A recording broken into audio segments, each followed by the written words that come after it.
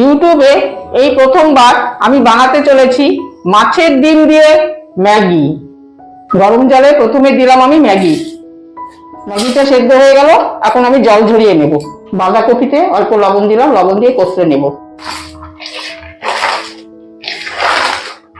কড়াইয়ে পরিমাণ মতন তেল দিলাম। প্রথমে তেলে একটু হলুদ দিলাম, তারপর ছেড়ে দিলাম পেঁয়াজ কুচি আর কাঁচা লঙ্কা কুচি। মাছের ডিমটা আমি গরম জলে লবণ হলুদ দিয়ে সেদ্ধ করে রেখেছিলাম, ছেড়ে দিলাম তেলে।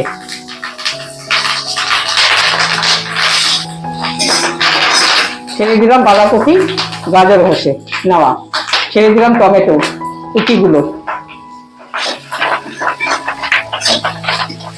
পরিমাণ মতন লবণ দিলাম। বাকিটা দ্বিতীয় পার্টে বন্ধুরা মনে করে কিন্তু দেখবে।